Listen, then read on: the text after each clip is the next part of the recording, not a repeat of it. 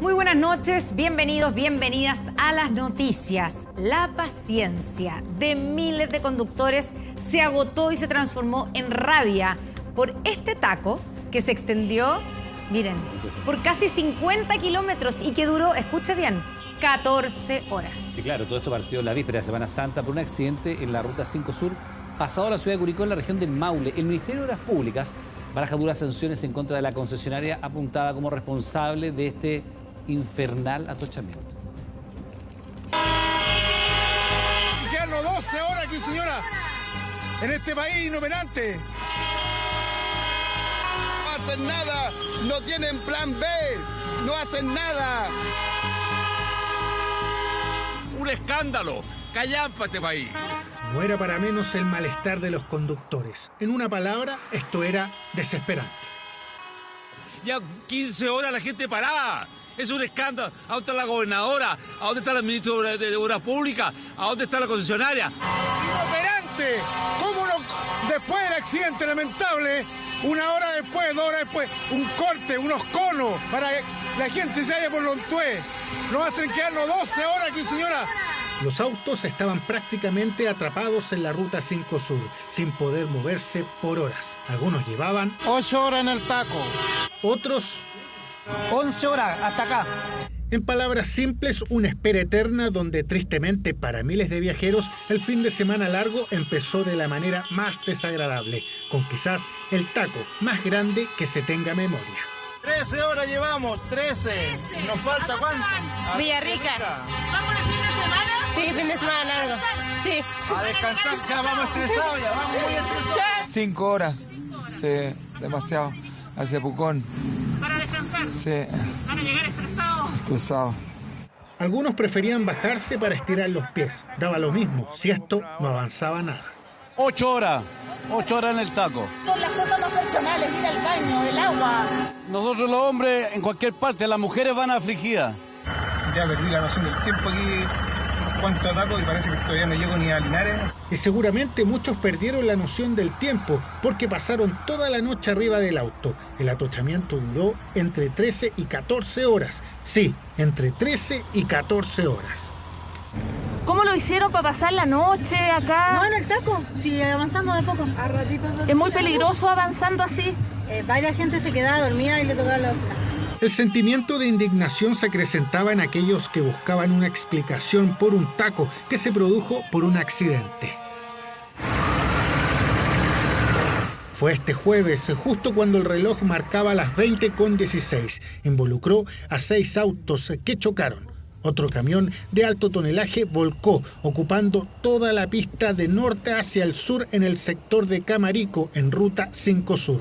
Pero, ¿qué pasó? ¿Por qué tardaron tanto en mover la máquina? Ni siquiera funcionó la medida de levantar las barreras de los peajes. Esto fue recién aplicado a las 8:30 de la mañana, tras un llamado del ministro de Obras Públicas. Para eso hubo que sacar todo lo que era la carga del camión. Para eso se utilizaron maquinarias especiales para sacar la carga, que consistía en madera prensada.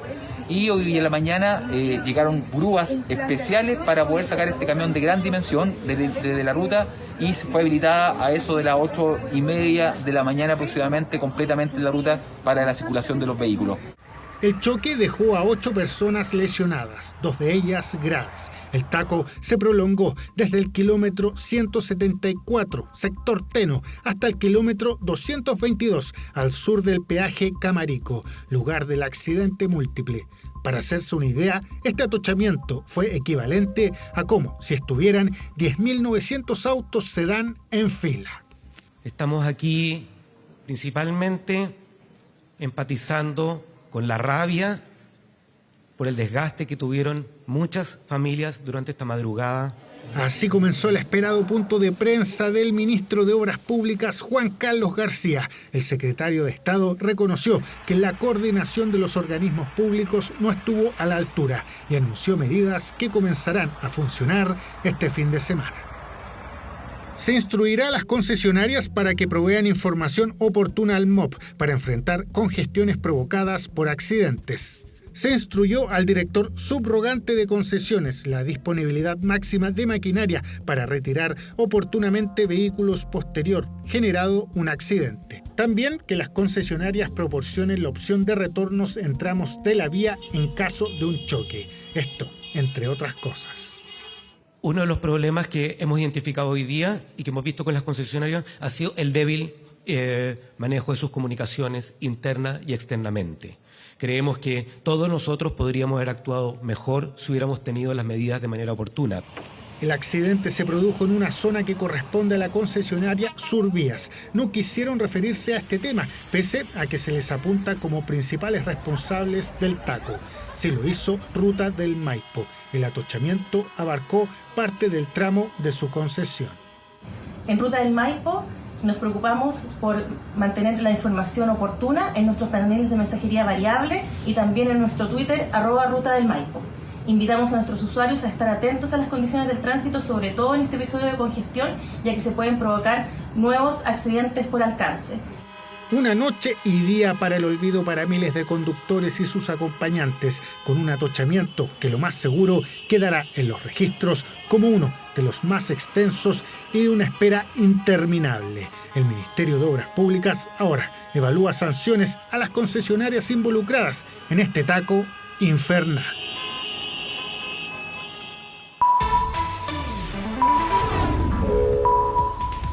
Ahora. Bueno, sí era impresionante, la verdad, 14 horas en el taco. Lo peor es que a esta hora todavía hay alta congestión en la Ruta 5 Sur, a la altura del peaje de Camarico, esto es cerca de Curicó.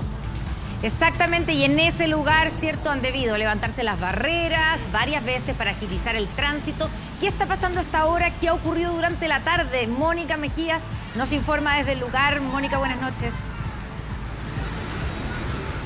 ¿Cómo están? Buenas noches. Y pasamos a revisar inmediatamente las imágenes del kilómetro 220. Esto es el peaje Camarico. La verdad es que se ve harta congestión, pero ha habido momentos en que esta ha sido mucho más alta durante la tarde. Es más, se han tenido que levantar las barreras, al menos en 6 oportunidades, desde que serían más o menos las 3 de la tarde.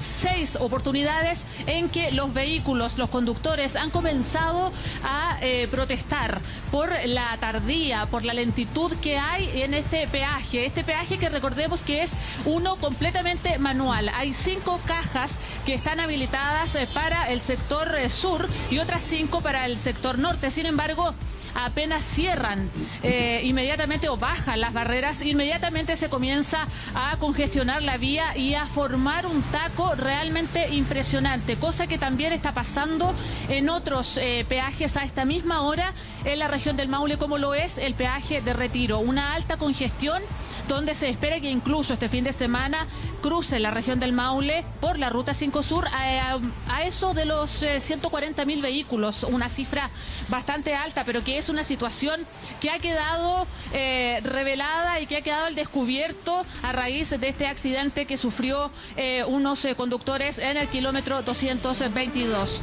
A esta hora están las cajas abiertas. Vamos a ver en unos minutos más qué pasa, porque esto ha sido así durante toda la tarde. Conductores protestan, las barreras suben y así es la única forma en que han podido avanzar y salir de los tacos. Bueno, alta congestión entonces todavía en la Ruta 5 Sur. Todo esto en el fin de Semana Santo, porque ya comenzó el fin de semana, que para muchos probablemente va a ser una pesadilla. Mónica Mejías, muchas gracias. Buenas noches. Bueno, como ustedes estamos situados en los principales puntos de salida de la región metropolitana y también de ingreso a la región metropolitana. Ahí está en Camarico recién Mónica Mejías, pero también estamos en el peaje Angostura, la misma Ruta 5 Sur, también en la Ruta 68. En todos lados la verdad es que se da cuenta de un alto flujo de automóviles. Recordemos, Constanza, que la estimación eran 400.000 vehículos saliendo. Ahora, hay un dato, nuestras carreteras siguen siendo las mismas y en los últimos 2 años se han vendido 1 millón de automóviles más. Solo lo que va del año, en estos 3 meses, 100.000 autos. El 2021, 400.000 autos, ventas históricas. Usted está sacando a la calle 1 millón de autos más con las mismas carreteras.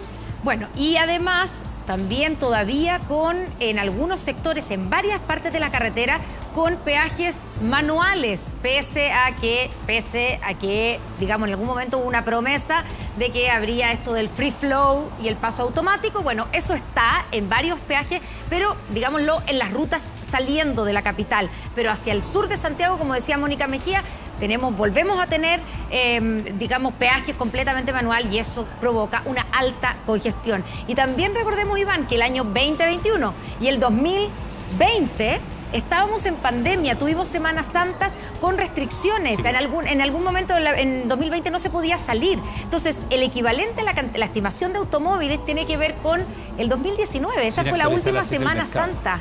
Exactamente. Entonces, volvemos a tener este primer fin de semana ya del año, el fin de semana largo, con mucha gente queriendo salir de la capital. Bien, vamos a dejar las carreteras, estamos monitoreando lo que pasa en todo el país, por supuesto, pero vamos a hablar de esto porque tras un mayoritario acuerdo de los comités ya hay fecha para votar los proyectos de retiro de fondos en la Cámara de Diputados.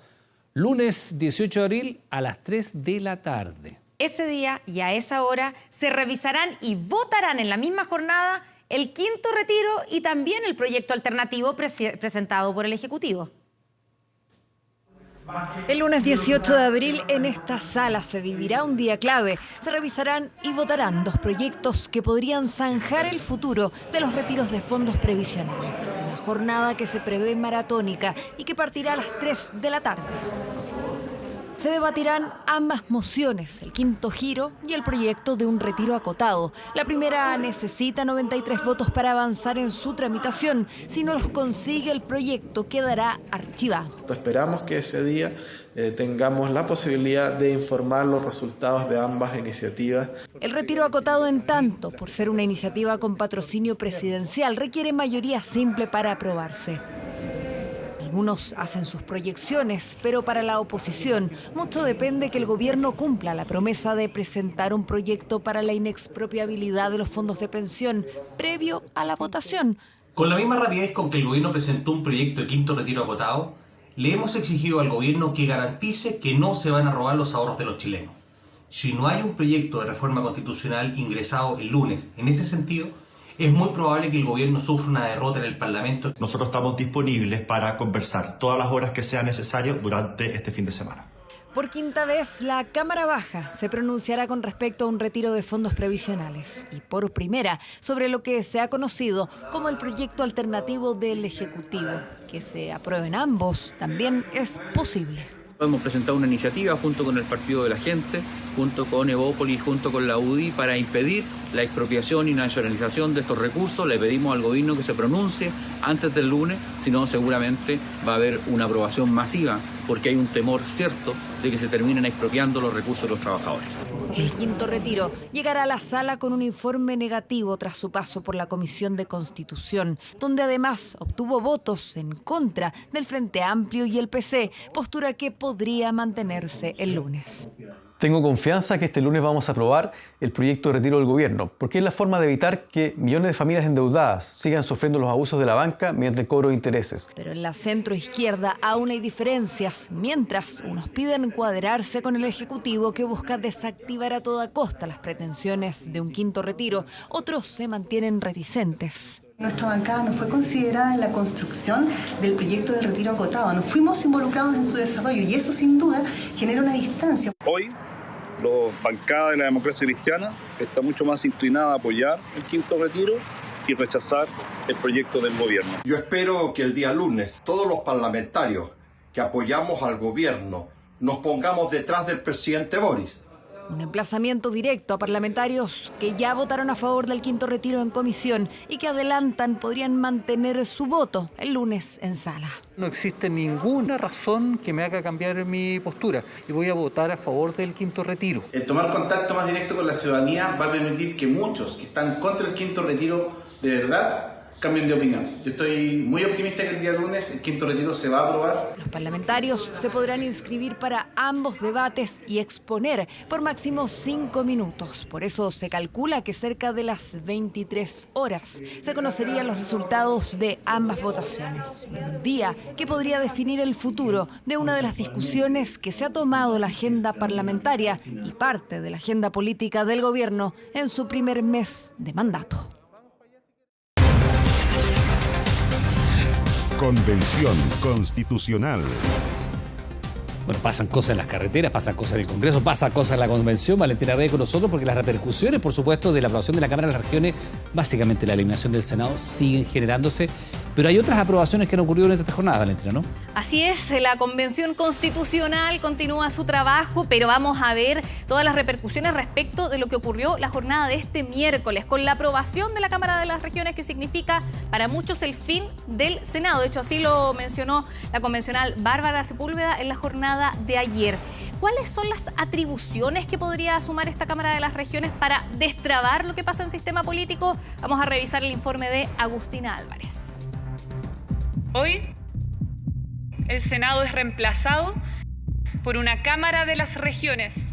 Desde hoy, para integrar el borrador de nueva Constitución, deja de existir. El anuncio que desde la Convención Constitucional varios desde un inicio querían dar, pero que en el Senado nadie quería escuchar. Hay una mala noticia para Chile. No estaríamos creando estabilidad democrática. Un llamado a la Convención Constitucional a actuar con cierta cordura. Senado que podría ser reemplazado por la llamada Cámara de las Regiones, según determinó la Convención en una jornada tensa, clave y polémica. Porque para llegar a esta decisión se necesitó de un acuerdo que alcanzó la izquierda. Un acuerdo que terminó en un enfrentamiento que involucró a frente amplistas, comunistas, socialistas e independientes no neutrales. La influencia indebida de Ricardo Lagos, que intenta erigirse como el rostro del rechazo, se ha dejado sentir con mucha fuerza. El colectivo socialista ha jugado un rol importante dentro de esta convención. No entiendo sus dichos. Es claro que el problema no es falta de acuerdo, es de un par de personas, de un colectivo, que a último minuto decide dar pie atrás. Nuestro colectivo es un colectivo independiente y hay veces en que algunos de los miembros de nuestro colectivo no están de acuerdo con una u otra norma. ¿Por qué el conflicto? Porque se esperaba que el anuncio del fin del Senado fuera acompañado de mayores certezas en las atribuciones de la nueva Cámara de las Regiones. Para los socialistas, este órgano requiere de mayor poder, el que no se apreciaba en el acuerdo alcanzado. Lo ocurrido este miércoles obliga a negociar nuevamente para lograr un entendimiento.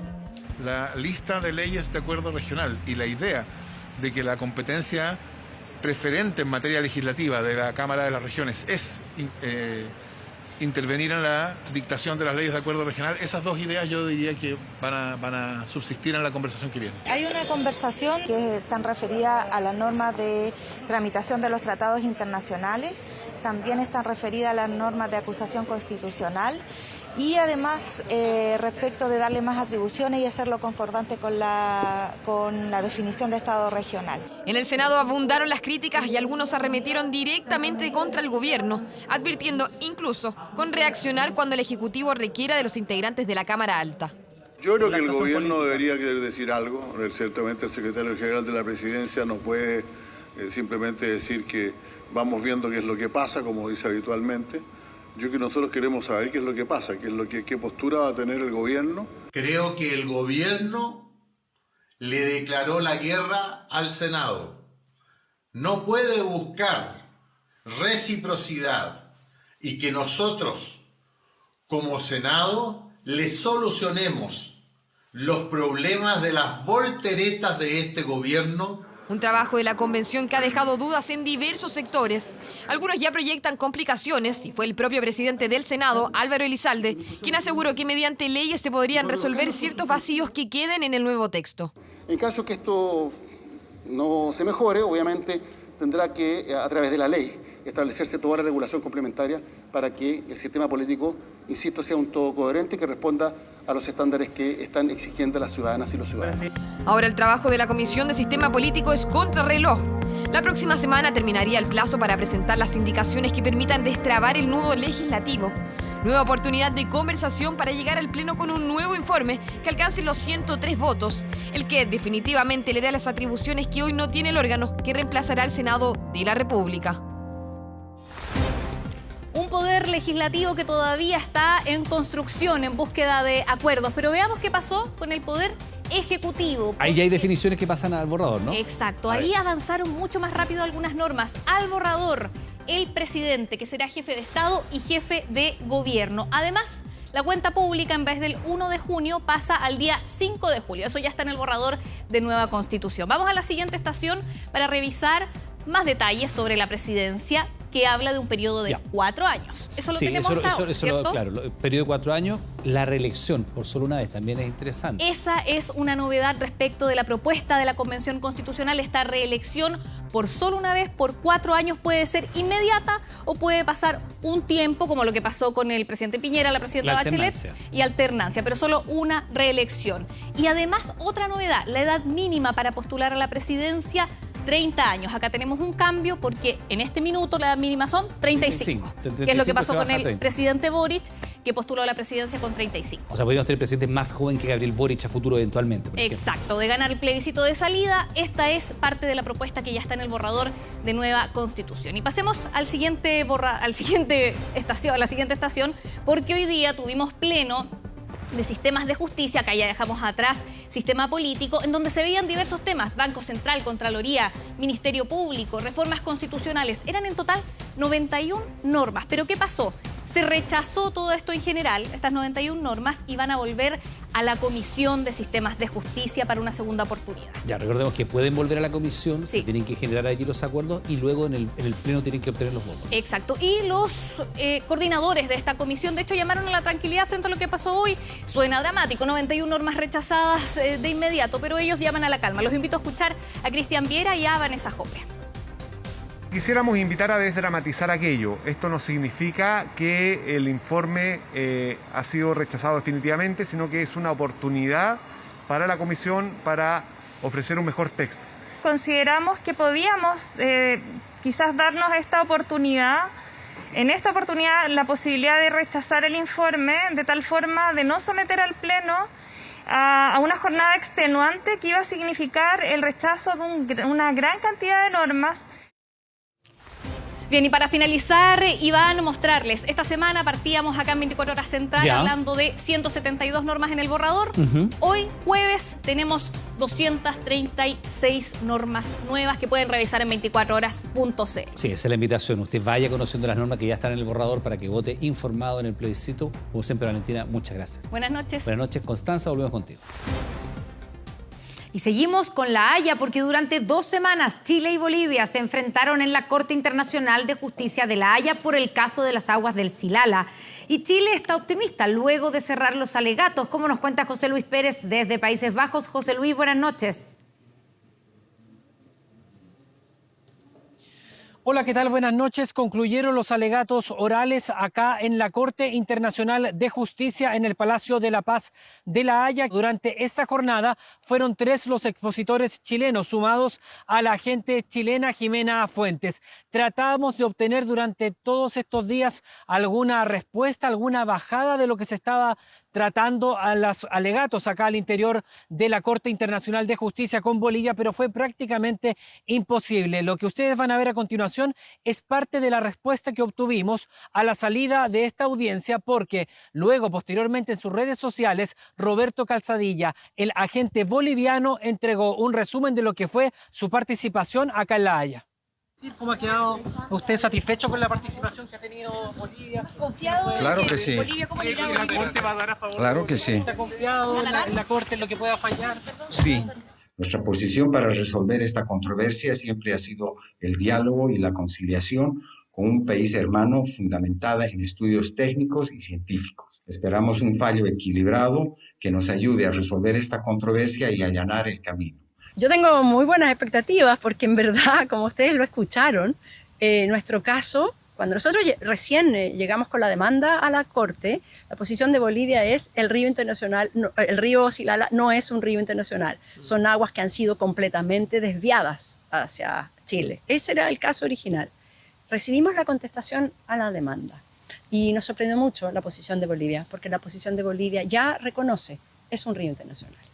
Bolivia dice que tendría que haber algún tipo de compensación y es ahí entonces en donde la Corte Internacional de Justicia deberá fallar. Esto debería pasar, según los entendidos, durante este año o ya para principios de 2023. Así nosotros concluimos el trabajo que hemos realizado aquí en La Haya respecto de lo que ha sido, ¿no?, la administración de las aguas, este litigio que ha llegado hasta la Corte Internacional de Justicia acá en Países Bajos para definir de aquí en adelante cuál va a ser la administración que va a tener este río que cruza Chile y Bolivia. Muy buenas noches. José Luis Pérez, desde La Haya, muy buenas noches, cubriendo estas 2 semanas de alegatos orales que han terminado. Tenemos que esperar entre 6 y 12 meses para tener el fallo definitivo de la Corte Internacional de La Haya.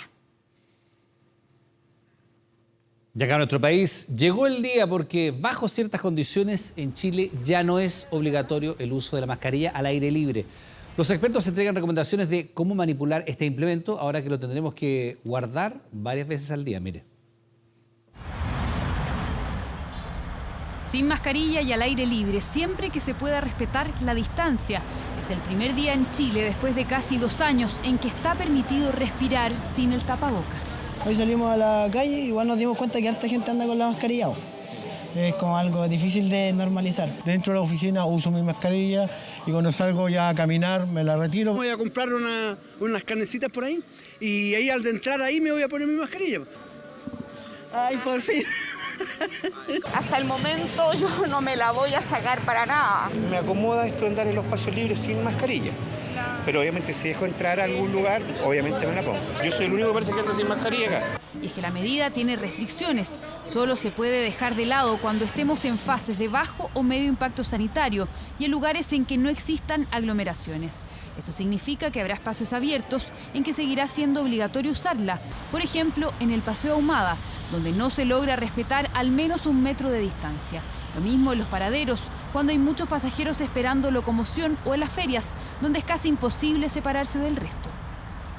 Hay una comprensión muy clara con respecto a la importancia del uso de la mascarilla en el transporte público, en todos los espacios cerrados y también en aquellos lugares donde no podemos tener una sana distancia de al menos 1 metro.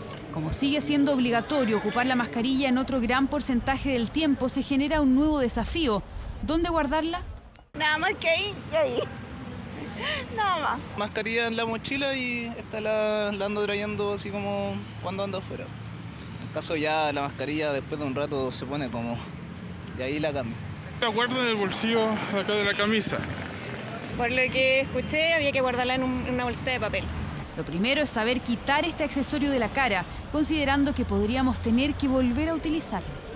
Para poder retirarlas, siempre debemos hacerlo desde los elásticos, ya que son en la zona menos expuesta a la zona exterior, y evitar tomarlas desde la zona frontal, porque es la más contaminada. Y para guardarla habrá que tener especial cuidado y olvidarse de colgarla en la muñeca o meterla a los bolsillos.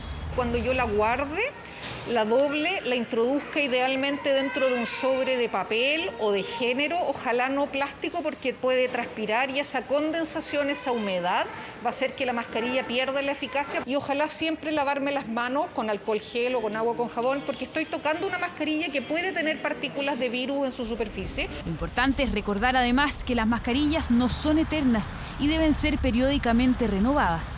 La mascarilla siempre hay que cambiarla cuando se mancha, cuando se humedece, cuando la hemos utilizado en presencia de personas que sabemos que están contaminadas o después de algunas horas. En la mascarilla de 3 pliegues recomendamos cambiarla cada 3, cada 6 horas, cada 12 horas como máximo. Según el último informe ICOVID, la carga de nuevos contagios en el país alcanzó el valor más bajo en lo que va de este 2022. Y ya sabemos cuáles son las estrategias para mantener las cifras a raya. Vacunación y respetar las medidas sanitarias, como la mascarilla. El acusado de difundir este video, a ver si se acuerdan, en el que se advertían de una masacre escolar en un liceo de Quinta Normal. Bueno, cursa 4º medio, tiene 18 años y es compañero de los estudiantes amenazados. La Policía de Investigaciones incautó su teléfono con evidencia clave. Mire. Tomaremos venganza. Eliminaremos sala por sala. No importa quién. Somos muchos. No intenten salvarse. Es el mensaje que generó alarma, temor y confusión en toda la comunidad estudiantil del Liceo Industrial Benjamín Franklin de Quinta Normal. El responsable, un escolar del propio establecimiento según la PDI.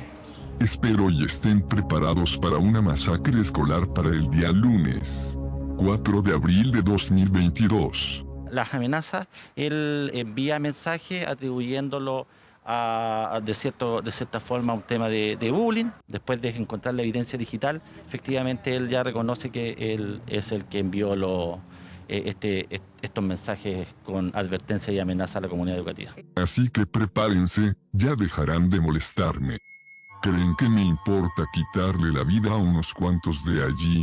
Tengo ojos por todas partes. Se trata de un estudiante de cuarto medio de 18 años, sin antecedentes policiales, fue formalizado por el delito de amenazas. El colegio ha tenido que estar con protección policial hasta el día de hoy y por lo tanto estos antecedentes que son inéditos en este país causaron un revuelo y un impacto tremendamente fuerte a nivel nacional. El liceo volvió a clases, pero con carabineros resguardando el recinto todo el día, principalmente en horario de entrada y salida. La investigación continúa. Acreditaron que la misma modalidad fue replicada por estudiantes en Valdivia y Concepción. En esta última ciudad, la Policía de Investigaciones identificó a 3 estudiantes de 17, 12 y 11 años quienes realizaron amenazas de masacre escolar. Todos quedaron libres. Con mi grupo iremos a exterminar a todas las personas que se cruzan en nuestro camino. Decidimos acabar con el sufrimiento de todos, no se tendrán que preocupar. El estudiante del Liceo de Quinta Normal se encuentra con arresto domiciliario y arraigo nacional por un plazo inicial de 120 días. Hoy día nosotros vamos a iniciar un proceso interno, porque hasta el día de hoy nosotros no conocíamos que era un alumno del establecimiento, de expulsión. Aún hay temor.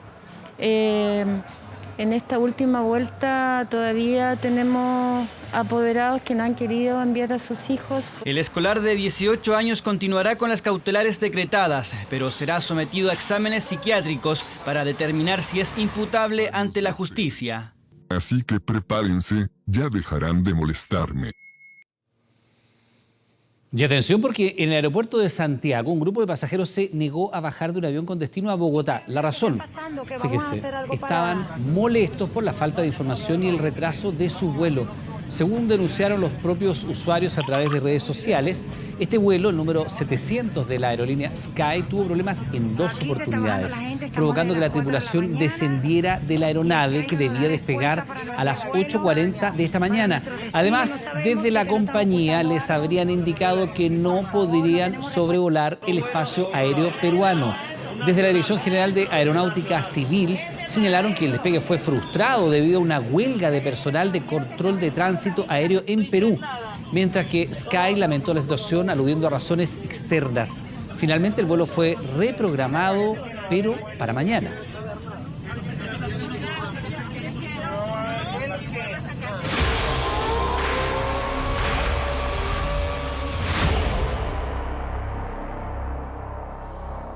Hoy se cumplen 50 días desde el comienzo de la guerra en Ucrania y aquí les mostramos algunas de las imágenes más impactantes de la última semana, como esta foto de Suma Press, que muestra la completa destrucción de un edificio en Borodyanka frente al busto del poeta ucraniano Taras Shevchenko. O esta otra imagen impactante de cuerpos en bolsas en la ciudad de Bucha, que fue, recordemos, epicentro de una de las peores masacres de la guerra. Y esta es una foto de la agencia Reuters en Mariupol, una de las ciudades más golpeadas por la guerra, con gente en las afueras de un destruido centro comercial. Mientras que aquí observamos a 2 mujeres abrazadas afuera de un edificio dañado por los ataques en Yarkov. Una guerra que hoy tuvo una noticia sorprendente y que tiene que ver con uno de los barcos más importantes de la flota rusa. Veamos.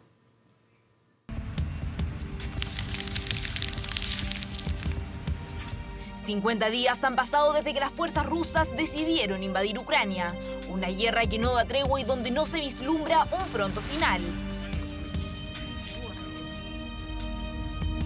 Los incidentes no solo se han concentrado en la vía aérea y terrestre. Esta vez el Mar Negro fue el foco, pero no precisamente de un ataque ruso. El buque insignia de la flota rusa del Mar Negro sufrió daños sustanciales.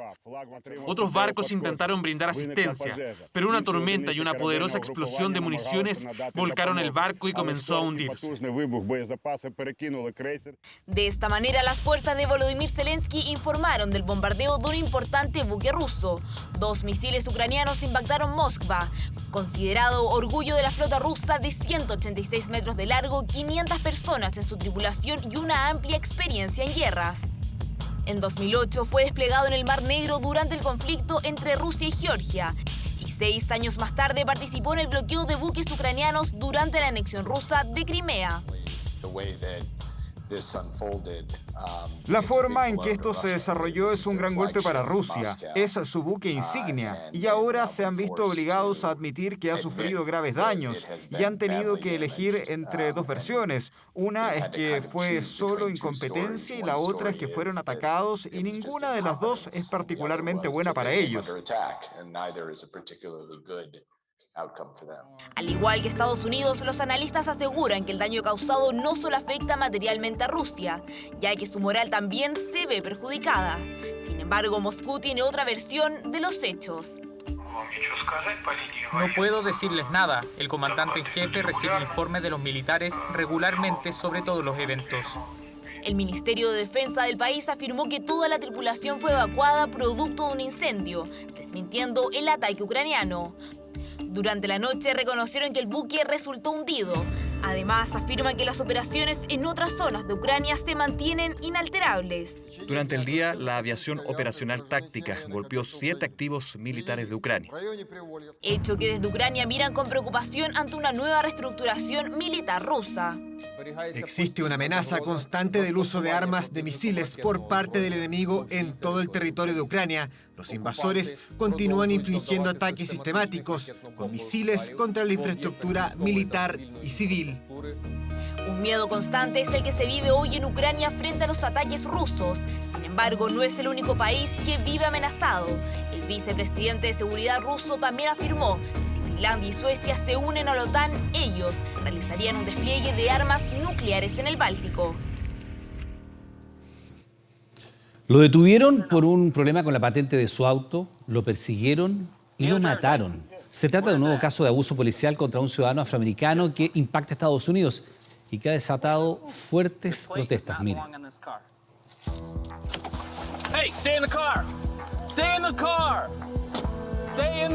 Todo empezó como una detención por una patente de un auto que no correspondía. Luego, el detenido se da la fuga.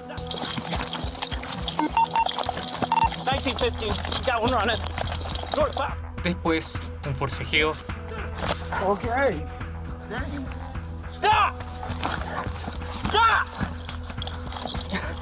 Y por último, un disparo. El asesinato de Patrick Lyoya por parte de un agente de policía ha generado conmoción en Estados Unidos, luego que las autoridades revelaran imágenes del hecho ocurrido el pasado 4 de abril. Es un día muy lamentable y muy triste en nuestra comunidad. Y hemos escuchado varias expresiones de una variedad de emociones. Y lo superaremos.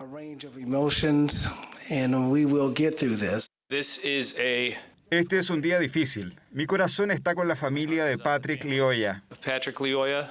El incidente ocurrió cuando Patrick Lyoya, de 26 años, fue detenido por la policía de la localidad de Grand Rapids, en el norte de Estados Unidos, por estar manejando con una patente que no correspondía a su auto. Luego de que intentara darse a la fuga, fue aprehendido por el oficial, quien al no poder inmovilizarlo con una pistola de electrochoque, le dio un disparo fatal en la cabeza mientras lo mantenía contra el piso. Un caso que ha provocado grandes protestas en la comunidad de Grand Rapids y anota un nuevo caso de abuso policial que afecta a la comunidad afroamericana en Estados Unidos.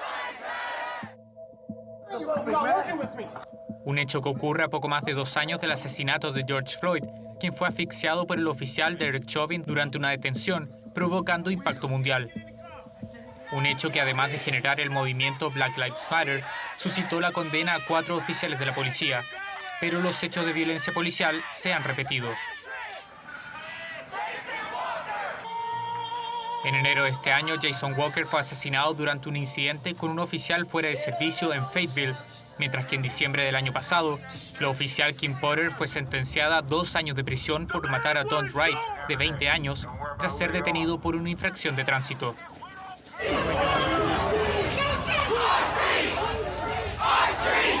Hoy las calles de Michigan reclaman justicia para Patrick Lyoya, mientras aún no se revela el nombre del policía acusado, quien sí fue puesto fuera de servicio.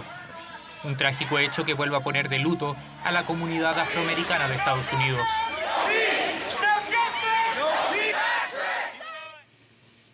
De vuelta en nuestro país con la Semana Santa y producto de esto, los precios de pescados y mariscos que se dispararon en caletas y terminales. Claro, los clientes afirman, por ejemplo, que la merluza y la reineta tuvieron un alza de hasta un 30%.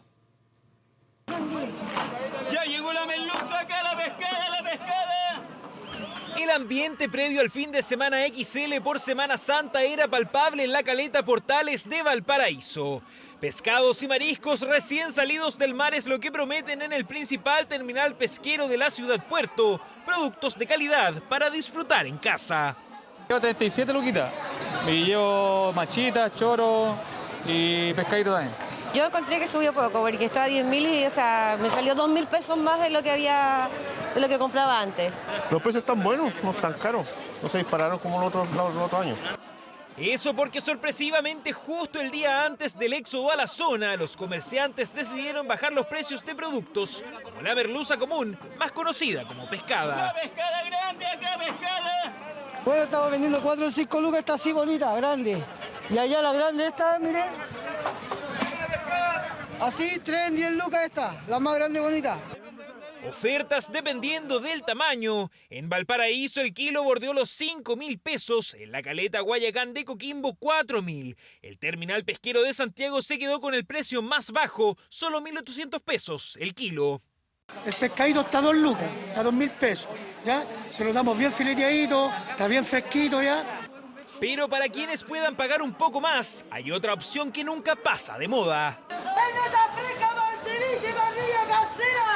En este caso, los precios solo variaron en 500 pesos entre regiones, siendo Valparaíso quien se impuso en economía. Con Coquimbo hay una diferencia de 1.000 pesos. Tengo a 5.000 el kilo de reineta, tengo austral, pero lo que más se está vendiendo hoy día es la reineta, palometa y el congrio. ¿Están muy caros los precios? No, está bien, está bastante bien. Aquí encontramos todo barato que venimos de Santiago.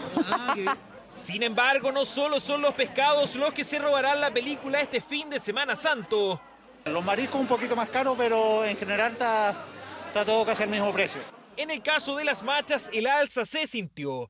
Casi un 20% sobre el promedio, llegando a costar cerca de 7.000 pesos. Aumento que en parte justifican debido al alza en la demanda. Las machas no, porque están demasiado caras. Están carísimos. Sí, están caros. Los precios están relativamente dentro de lo que uno puede comprar, completamente certificadas mediante documentación para ser consumidas por todos los clientes. Precios que variaron dependiendo de la zona, entre un 15 y hasta un 30%. Sin embargo, en Antofagasta el alza fue considerable. La reineta llegó a su precio más alto, 11.000 pesos el kilo. Hace 2 días solo costaba 8.000. Se trató de informar a la comunidad para que viniera a comprar, adelantar las compras del pescado, pero tú sabes que la gente siempre tiende a venir los últimos días. Y no se descartan nuevas alzas desde este viernes. Precios que varían según la región en que se encuentre. Pescados y mariscos que a pesar de su valor estarán en la mesa de los chilenos este fin de semana largo. Bueno, y este jueves diputados presentaron un proyecto de ley que busca eliminar el IVA a los alimentos de la canasta básica y los bienes y servicios. Una propuesta que ha sido criticada por expertos básicamente porque sostienen que es regresiva. Nunca los alimentos han subido y han vuelto a bajar. Siempre los alimentos siempre han ido en alza, en alza, en alza, en alza. El azúcar, el arroz, pero sobre todo el aceite, es lo más caro.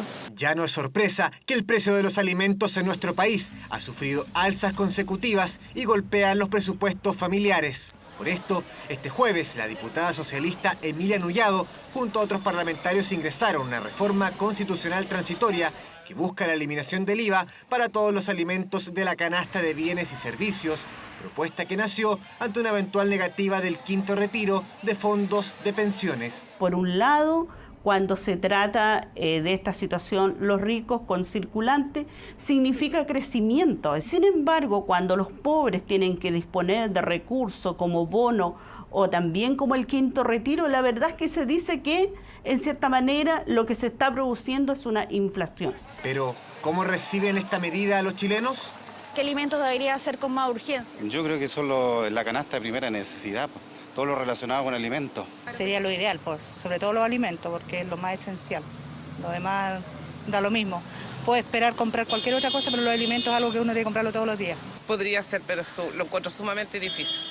Honestamente, lo encuentro súper difícil.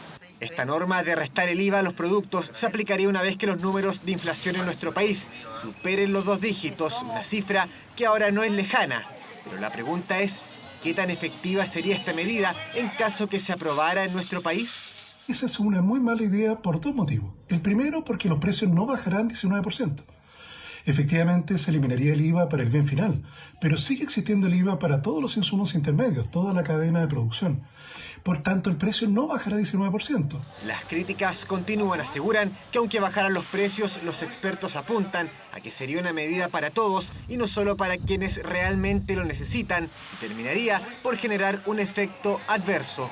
Mucho más preferible, mucho más eficiente otro instrumento. Incluso pensar en una especie como de bono de guerra, en la cual las personas que están inscritas en el registro social de hogares justamente pudieran recibir un monto de dinero que les permitiese afrontar este aumento transitorio del costo de la vida.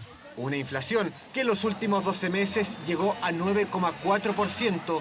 Uno de los productos que más ha subido ha sido el aceite, lo que llevó incluso a la Organización de Consumidores y Usuarios a pedirle a la Fiscalía Nacional Económica que investigue una eventual colusión. Este jueves fue el titular de Agricultura quien pidió mayor fiscalización. Debiera en general, ellos mismos, sin necesidad de oficio, investigar estas 2 o 3 áreas en que se han disparado demasiado los precios. Entonces que estén todos subiendo casi igual que la ausencia de la maravilla, llama la atención. Alza de productos que preocupan a los chilenos, distintas medidas, un proyecto de ley criticado por los expertos, mientras autoridades apuntan a mayor fiscalización, en concreto, aumentos que siguen afectando a las familias chilenas. Ya hay novedades de la realeza británica porque se supo hace pocos minutos que el príncipe Harry y su esposa Meghan Markle finalmente visitaron a la reina Isabel II, y esto por primera vez en 2 polémicos años, ¿no? Según información que fue publicada primero por el diario The Sun y luego confirmada por el Palacio de Buckingham, los duques de Sussex se reencontraron con la monarca justo días antes de su cumpleaños, el número 96, en compañía del príncipe Carlos. La pareja realizó una parada en el Reino Unido mientras iba de camino a La Haya para presenciar los Juegos Invictus, que es un evento deportivo para militares lesionados o heridos, donde en 2017 Harry y Meghan además se conocieron allí. Debutaron públicamente como pareja. Un reencuentro muy esperado que pretende, según la prensa inglesa, buscar una reconciliación dentro de la familia real.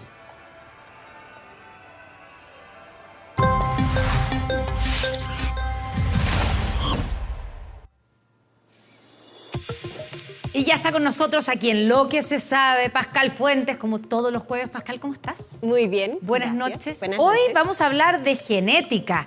¿Sabía que hay compañías en Estados Unidos que ofrecen el servicio de clonación de mascotas? Bueno, no es algo nuevo además. En Corea se produjo el primer perro clonado en 2005. Bueno, pero antes de eso, ¿es cierto que el cometa más grande jamás descubierto viene en dirección a la Tierra, Pascal?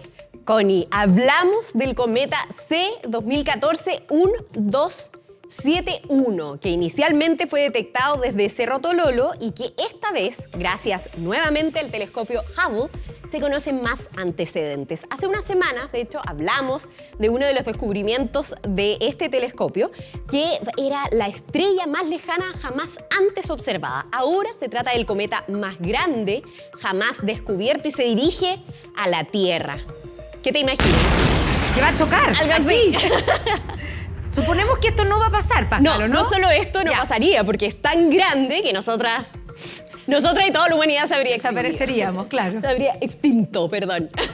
Pero que se dirija a nuestro planeta no es lo mismo que decir que se estrellará contra el planeta, ya que nunca se acercará a nosotros. De hecho, lo más cerca que estará será a 1.500 millones de kilómetros del Sol. ¿Sabes cuánto pesa, Connie? No me puedo imaginar. 500 billones de toneladas. Wow. Para hacernos una ¿Cuánto idea, es eso? Mira, la Tierra, para dimensionar, pesa unos 5.975 trillones de toneladas. Entonces, mucho más pequeño que la Tierra. Pero este cometa equivaldría a unas 800 pirámides de Keops. y es 50 veces más grande que la mayoría de los cometas conocidos. Le preguntamos al astrónomo Juan Carlos Beamín más características de este cuerpo formado por hielo y rocas. Escuchemos. Este cometa es realmente de tamaño gigantesco, es lo más grande que se ha descubierto en términos de cometas, mide entre unos 130 a 140 kilómetros, para ponerlo en escala, más grande que la distancia que separa Santiago de Valparaíso, mucho más grande que las lunas de Marte, algo así como unas 2.500 veces más voluminoso que el objeto que impactó la Tierra hace unos 66 millones de años y causó la extinción de los dinosaurios. Así que si un objeto como este, o este mismo, se acercara a la Tierra, realmente presentaría un peligro. Pero debemos estar muy tranquilos, ya que a pesar de que este objeto se está acercando en este momento al centro del sistema solar, no se va a acercar lo suficiente. De hecho, va a pasar por ahí por la órbita de Saturno, lo más cercano que va a estar del Sol, y eso es 10 veces más lejos de lo que la Tierra orbita al Sol. Hasta el momento hemos descubierto unos 5.000 cometas, pero se calcula que deben existir del orden de 1 billón de estos. Así que hay una gran cantidad de objetos que probablemente nunca los vamos a poder ver, ya porque son muy pequeños o simplemente porque están demasiado lejos. Un alivio, hay que decir, ¿no? Sí, un alivio. Viene el cometa, si yo me asusté de verdad, me vi aplastada por el cometa. El cometa viene en dirección a la Tierra, pero no lo vamos a ver ni de cerca. Exacto. Muy lejos. Ya, bueno, pasemos a genética ahora, porque les contaré la historia de John Mendola, un agente de policía retirado de Nueva York, y él adoptó una perrita que llamó Princesa. Hasta ahí todo bien la historia, ¿no? Bueno, les quiero mostrar una foto que vamos a ver a continuación. Ahí está. Pero hay dos. John, pero aparece junto a los dos clones de su perrita. Y se llaman Princesa Jasmine y Princesa Ariel. Era un poco fanático de Disney, el amigo. Bueno, logró estos clones ya que una compañía situada en Texas, Estados Unidos, ofrece el servicio de clonación de mascotas. John, al enterarse que su perrita estaba lamentablemente enferma, decidió replicarla. ¿Y cómo funciona este método habitualmente? Porque no sabemos el método exacto de esta empresa, pero habitualmente, mira, ahí clonamos a Princesa. Ahí está Princesa con sus dos clones. Claro, Ariel y Jasmine. El método habitual es inyectar un núcleo celular del animal que se desea clonar en un óvulo de donante al que se le ha extraído el material genético. Luego en un laboratorio se hace crecer el óvulo hasta que se convierte en embrión y luego se implanta en el útero o matriz de una madre perrita sustituta, en este caso, que da a luz el cachorro. La empresa en cuestión cobra $50.000 por clonar un perro, unos 40 millones de pesos al dólar actual. Sale más barato un gato, $30.000, y un caballo, $85.000. Por supuesto que es un procedimiento polémico, no solo por el alto costo, sino que también bioéticamente. Además, tiene una alta tasa de fracaso y los animales clonados son más propensos a sufrir enfermedades. Hicimos la pregunta en nuestro Twitter si clonaría su mascota. ¿Y sabes qué opción ganó? A ver. ¿Tú qué votarías? No, yo parece que prefiero... ¿No? No me atrevería. Bueno. Me haría susto. Tú estás junto a la mayoría que participó en nuestra votación porque ganó el no con un 77,4%. No clonarían a su mascota. Pero quizás se entusiasmen con este otro tema, porque la genética da para mucho. Incluso se habla de crear gatos hipoalergénicos. Como que no den alergia. Que no porque den hay alergia, mucha gente alérgica a los gatos. Se estima que un 15% de la población mundial tiene alergia a los gatos. O mejor dicho, alergia a una proteína que secreta el gato y que se llama FED-D1, que está en la salida del animal y en sus glándulas sebáceas. Una compañía biotecnológica, en Estados Unidos también por supuesto, en Virginia, plantea diseñar gatos genéticamente modificados, eliminando la proteína de la discordia, en este caso, del ADN del felino. ¿Y cómo lo hace esto? Utilizando una técnica de la cual nosotros hablamos también aquí en Lo que se sabe, porque fue ganadora del Premio Nobel de Química. Y nosotros la llamamos vulgarmente, la prensa la llama tijera genética. El método usa unas guías y una proteína para dirigirse a zonas elegidas del ADN y cortar. Luego se pueden pegar los extremos cortados de este material genético e inactivar el gen o introducir moldes de ADN, lo que permite editar las letras, la codificación del material genético. Bueno, volvamos a los gatitos. El proyecto está en sus primeras etapas y calculan que podría ser una realidad en 5 años más. Mira. Gatos hipoalergénicos. Mira, qué práctico. Ahora, también va a costar Va a costar un poco barato. un ojo de la cara. No sí. tener, yo creo que vamos a tener más barato el antialérgico. Antialérgico. Pascal Fuentes, muchas gracias por todo lo que nos has traído, todos los conocimientos que nos has traído esta noche aquí en 24 Horas Central. Gracias a ti, buenas noches a todos. Buenas noches, seguimos contigo, Iván. Claro, y seguimos con estas imágenes que son una de las tradiciones de Semana Santa. Ver películas religiosas, por supuesto. Jesús de Nazaret, inconfundible película de Franco Zeffirelli con Robert Powell como protagonista, es un clásico en TVN. Escuche, por 40 años ininterrumpidos este viernes nuevamente estará en nuestras pantallas. Son más de 6 horas y media de una superproducción que, según la tradición cristiana, revive los pasajes clave de la vida, muerte y resurrección de Cristo. Bienaventurados los que padecen persecución por causa de la justicia.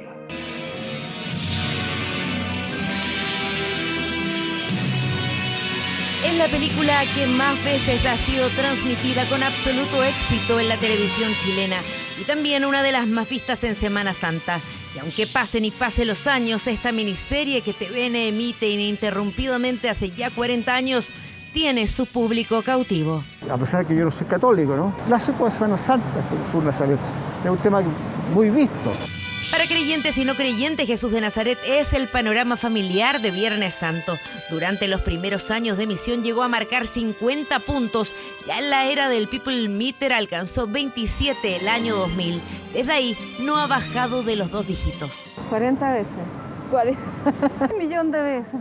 ¿Sí? Pero es de los clásicos que no nos podemos perder jamás. Es la historia más completa que se haya hecho en torno a la vida de Jesucristo. Comienza antes de su nacimiento y termina con su resurrección. Por algo dura 6 horas 20. Difícil de programar en los cines, aunque es una película. Estrenada en 1977, filmada en Túnez y Marruecos, contó con un elenco de 49 actores. Un clásico y excelente, la música excelente y muy actual. Una maravilla. Trabaja Olivia Hussein y Anthony Quinn, entre otros, porque hay varios actores más. Está Anthony Quinn, que es un actor mítico, Anne Bancroft, que es una gran actriz. Es decir, también hay un cuidado importante en eso. Y todo eso la transforma en una de las películas más atractivas para los grandes públicos. Roles icónicos y personajes inolvidables como Robert Powell, que interpretó a Jesús de Nazaret, un papel que le dio la fama mundial. Que quedó muy marcado por ese rol. Lo mismo le ocurrió con Olivia Hussey con Romeo y Julieta. Ambos nunca llegaron a tener otro rol de esa relevancia ni de esa popularidad. Dustin Hoffman y Al Pacino fueron los primeros elegidos para el protagónico. Powell iba a interpretar a Judas, pero su mirada cautivó a la esposa del productor de la película. Todo esto es por referencia, porque nadie nos ha dicho que Jesucristo tenía los ojos azules. Y sin embargo, es como la convención de lo que hemos como aprendido, y sobre eso se hace un trabajo que es, entre comillas, muy realista. Y así lucen algunos de los personajes 40 años después. Carolina Escobar conversó desde Grecia con Yorgo Boyagis, quien interpretó a José en la miniserie con solo 17 años. La película en realidad no se podría hacer hoy día, todo era muy real. Jerusalén, los templos, toda la ropa era hecha a mano, todo era muy real. No había nada electrónico como hoy en día. Imperdible esta coproducción anglo-italiana Jesús de Nazaret de Franco Zeffirelli a las 17:30 horas y la segunda parte a las 22:30. Imperdible mañana a las 5:30 de la tarde en Viernes Santo. Restos de lo que sería la primera faena industrial de extracción de carbón mineral en Chile quedaron al descubierto en las obras de un edificio de 9 pisos en Talcahuano. El Consejo de Monumentos Nacionales busca determinar su valor patrimonial. Una estructura enigmática, cilíndrica, de ladrillos, unidos por un mortero arcaico propio del siglo XIX. Eso es lo encontrado en calle Castellón de Talcahuano, en el cerro David Fuentes. Esta máquina realizaba el perfilado del cerro para la construcción de un edificio de 9 pisos cuando pasó a destruir una parte importante del pozo. Pero por su profundidad y estructura, no es solo un pozo, Todo indica que sería un ancestro directo de la industria del carbón. Durante el siglo XIX y la primera mitad del siglo XX, Chile se movió gracias al carbón. Un carbón que provenía principalmente de las ricas minas de Schwager y Puchoco, en Coronel, y los múltiples piques de Lota. Hay registros de minas menores en Dichato, comuna de Tomé, y Lirquén, en Penco. Pero la primera faena industrial, la mina El Portón, que data de 1841, estaba derechamente perdida. Documentos se lo ubican en el cerro David Fuentes de Talcahuano, pero ahí nada indica en qué sitio estaba. Habría funcionado entre 1841 y 1846 y habría sido explotada en una primera instancia por un inglés de apellido Wheelwright. Los vecinos ya tenían dudas sobre los efectos de esta construcción en el resto del barrio. Así que, al ver la estructura, dieron la alerta.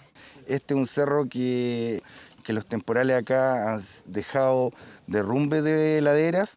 También un informe de la constructora al municipio que entregó los permisos de edificación.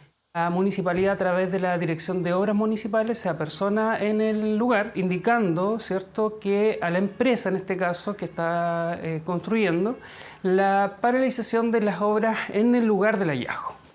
El hecho es que la chimenea hasta ahora es un enigma. Una estructura que no es tan fácil de decir qué podría ser. Ya podría ser una entrada, un pique, una ventilación, parte de una galería, pero claramente es una instalación industrial. El Consejo de Monumentos Nacionales tomó muestras. El procedimiento trata de que los profesionales del Consejo de Monumentos, en este caso la arqueóloga, hace una revisión del sitio y después hace un informe y lo entrega al Consejo de Monumentos, donde ahí se evalúa todo el proceso y después nos van a informar de todo eso.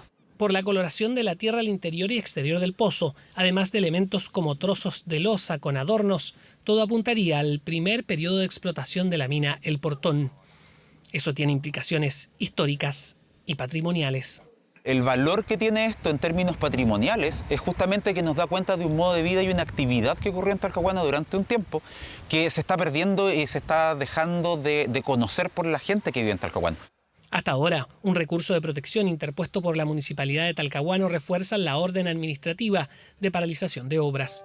Todo a la espera del pronunciamiento del Consejo de Monumentos Nacionales para confirmar o descartar la aparición de restos de la primera mina de carbón de extracción industrial de Chile.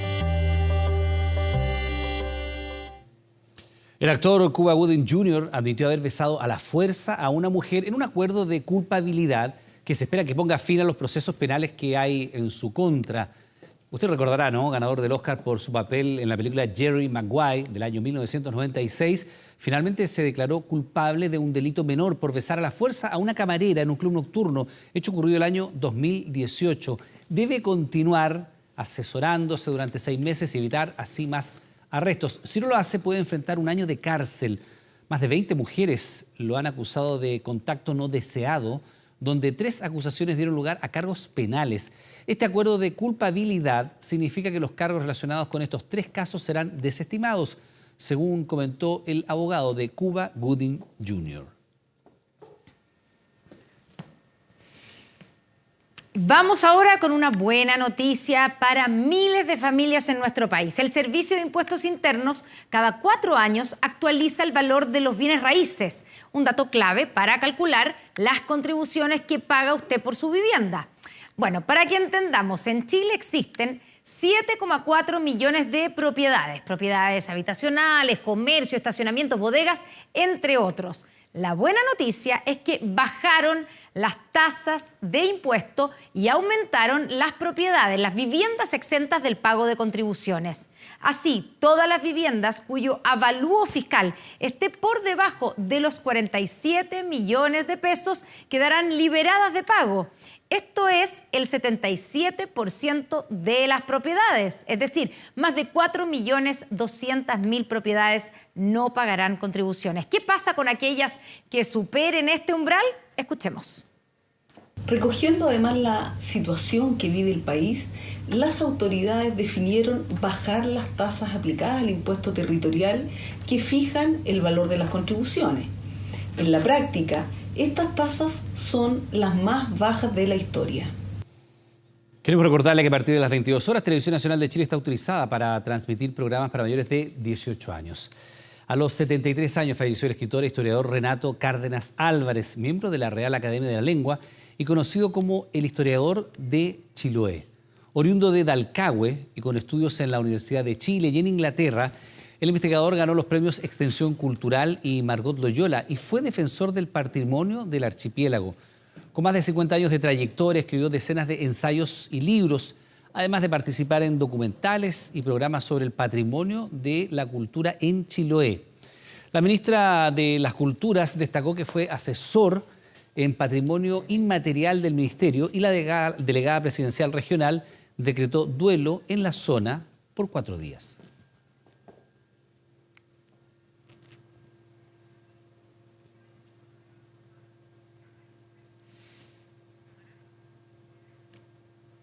Y seguimos hablando de cultura porque el Centro de Extensión Cultural de la Universidad de Chile avanza en un proyecto de primera categoría artística que acogerá a la Orquesta Sinfónica, Ballet y Coro Nacional. Mire.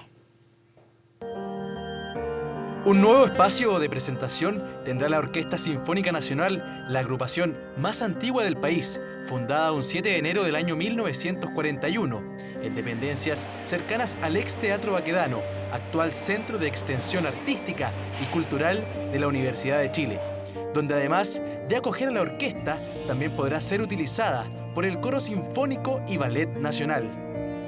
Es nueva sede para la Universidad Estatal y un anfiteatro de primera tecnología acústica con una capacidad de 1.200 personas aproximadamente, donde podrán ensayar y realizar sus presentaciones. El momento que se inaugure esta sala que se está inaugurando para toda nuestra institución, para todos nuestros elencos, será el mejor regalo que se pueda hacer para una orquesta sinfónica. Proyecto que aún está en construcción y cuyas obras comenzaron en julio del año 2018. Fue visitado este miércoles por el rector de la universidad y la ministra de Cultura, dando cuenta de que las obras llevan un avance de un 57% y se espera que este centro cultural, único en Chile, sea entregado a finales de este año. Además, el lugar cuenta con sedes para distintas áreas, como son el arte, la cultura y las políticas públicas. Me parece muy significativo que la Universidad de Chile se comprometa con este tipo de proyectos, ¿no? Donde el arte y la cultura tienen un lugar central. Además, también es una excelente noticia para todo el proyecto que estamos teniendo como gobierno de recuperar los espacios públicos. Aquí fundamentalmente van a haber, por así decirlo, 2 mitades.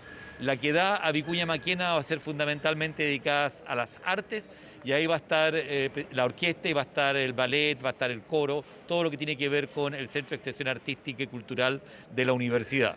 Por el contrario, la parte que da a Parque Bustamante ya es una parte que va a ser fundamentalmente de la Escuela de Gobierno y políticas públicas. La infraestructura, denominada como Vicuña Maquena 20, de casi 34.000 metros cuadrados, ha tenido un costo de 1.500 millones de pesos y fue financiada con recursos propios de la universidad, lo que es valorado por las autoridades del área cultural, debido al beneficio que este simbólico espacio trae a la comunidad y que intentará unificar a la sociedad, que se manifiesta en los lugares cercanos.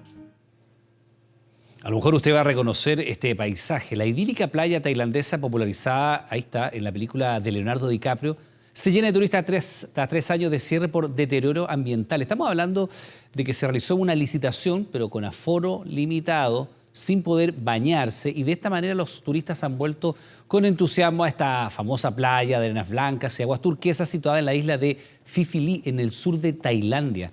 El lugar ya era un destino turístico importante hace 40 años, pero la película del año 2000, que se llama precisamente La Playa, protagonizada por Leonardo DiCaprio, la hizo mundialmente conocida y el destino además más visitado del país. Con un promedio de 5.000 visitantes al día, el año 2018 fue cerrada por las autoridades, quienes decidieron cortar el acceso para rehabilitar el entorno marino.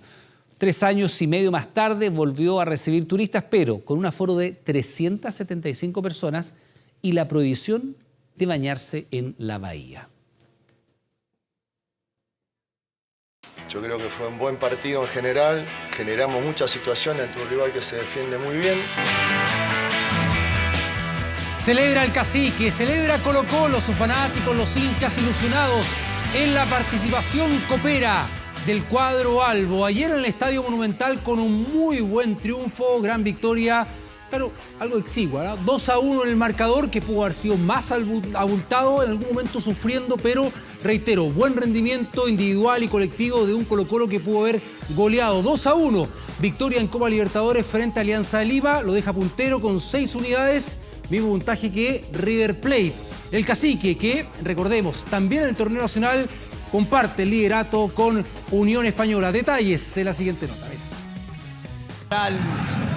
Pero tiene que buscar hacer algo porque está quedando... Gabriel Suazo comenzó de esta forma una jugada que terminó en el segundo tanto de Colo-Colo frente a Alianza Lima. Otra vez le cae a Suazo, se liberó de Ramos, el centro que viene por atrás, a ver quién remata. ¡Gol! Disparo inatajable de Esteban Pavés que hizo celebrar a todo el estadio Monumental, pero toda la jugada la armó el capitán del Cacique. El segundo gol fue obra de él prácticamente, una gran jugada individual.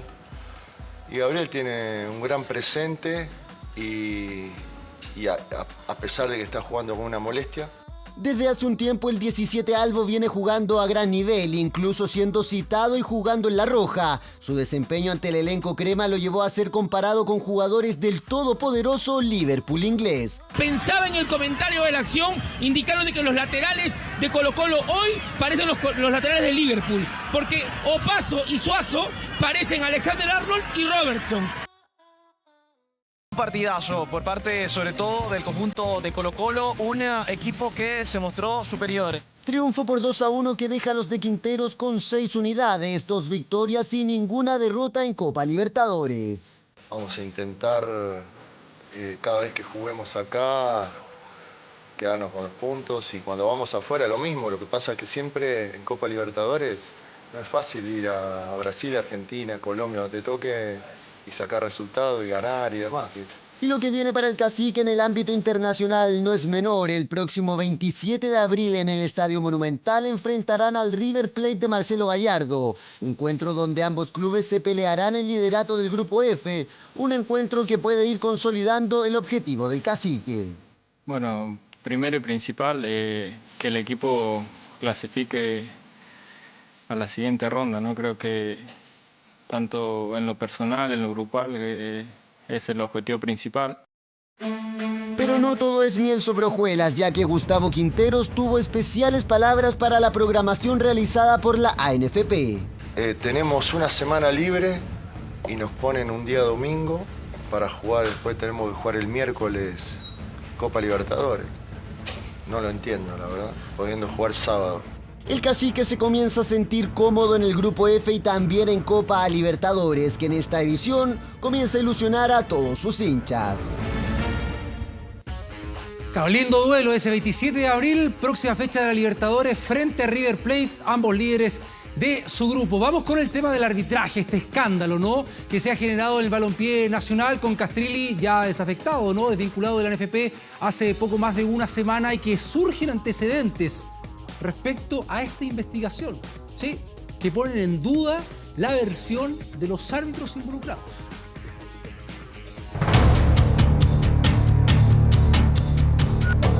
El escándalo arbitral en el fútbol chileno está lejos de acabarse.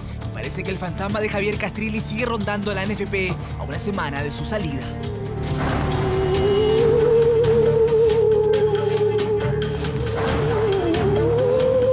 El argentino suma respaldo al interior del Consejo de Presidentes. Esta vez fue el mandamás de Palestino, Jorge Huawei, en conversación con el Mercurio, que se mostró contrario a la salida del sheriff de la comisión arbitral.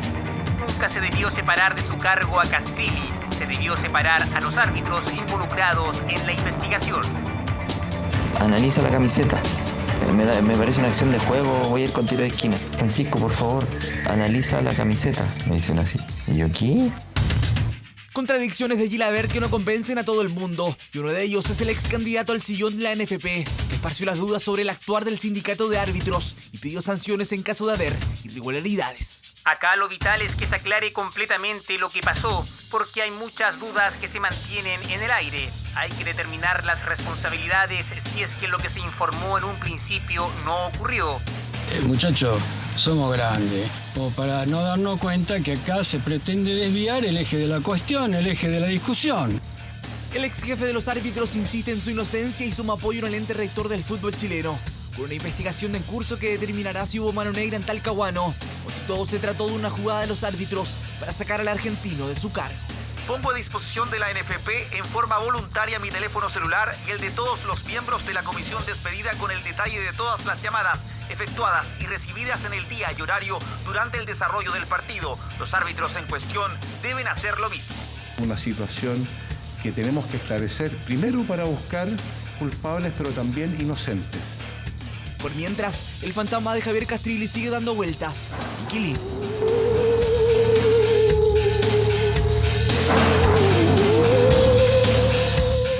Bien, regresamos con esta lamentable noticia triste, la trágica muerte de Freddy Rincón, que sin duda enluta el fútbol mundial. Lo comentábamos hace algunos días, ese grave accidente automovilístico que sufrió en Cali, Colombia.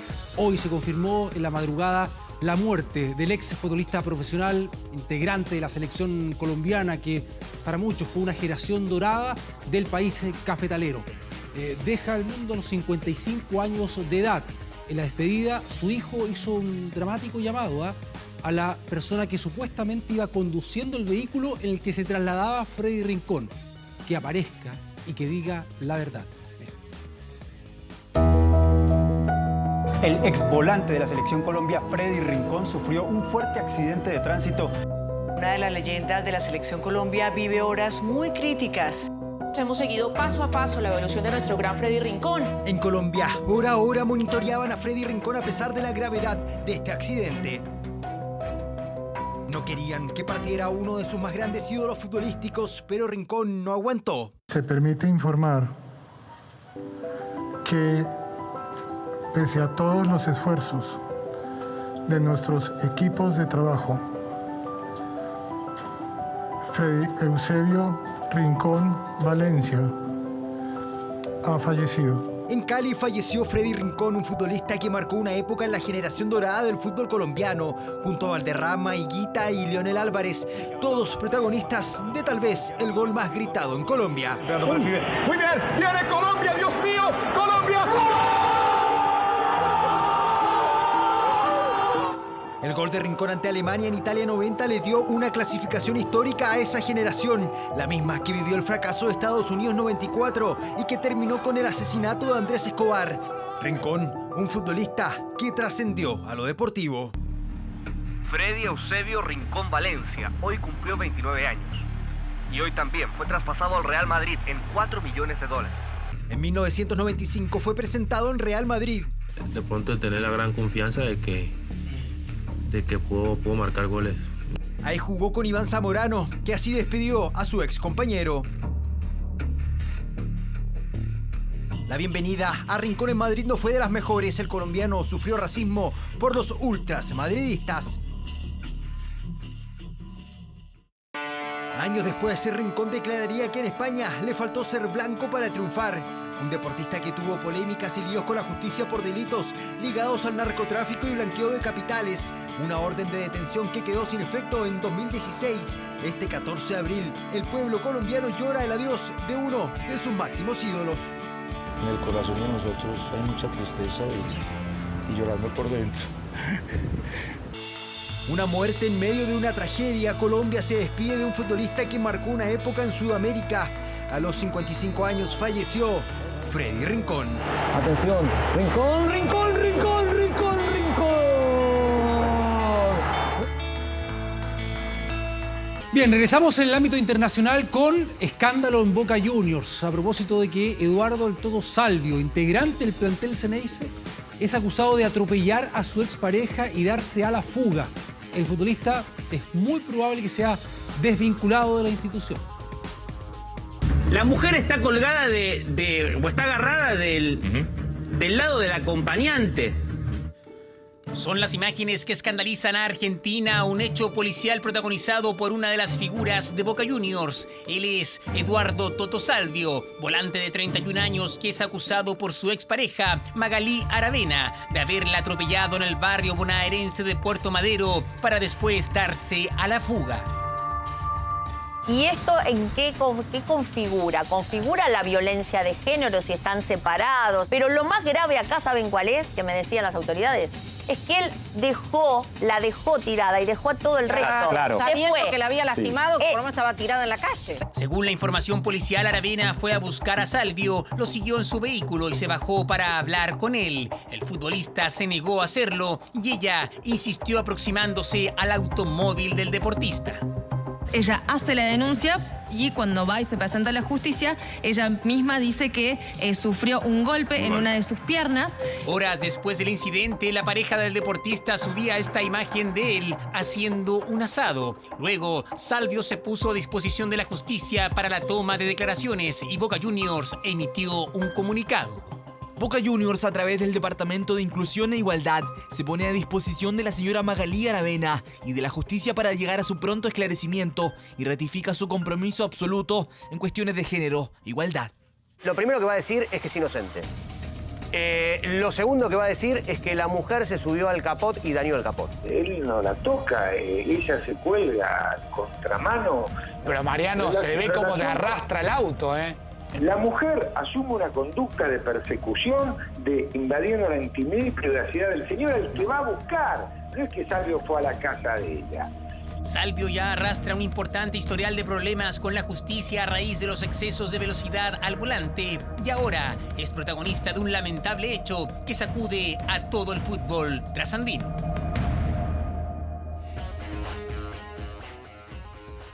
Bien, al finalizar por Copa Sudamericana, una buena y otra mala. Perdió Everton de visita frente a Sao Paulo 2-0. Ganó Unión La Calera de local 1-0 a Banfield. Quedó puntero el cuadro cementero con 4 unidades en su grupo de la Copa Sudamericana. Y en la primera jornada, esto en el golf del RBC Heritage, del PGA Tour, los chilenos Joaquín Niemann y Guillermo Mito Pereira, gran actuación. Terminaron la primera jornada en el segundo y tercer lugar respectivamente. Siguen mañana, ojalá también con mucho éxito. Me despido, pausa, ya continúa Connie e Iván acá en 24 Horas Central. Buenas noches.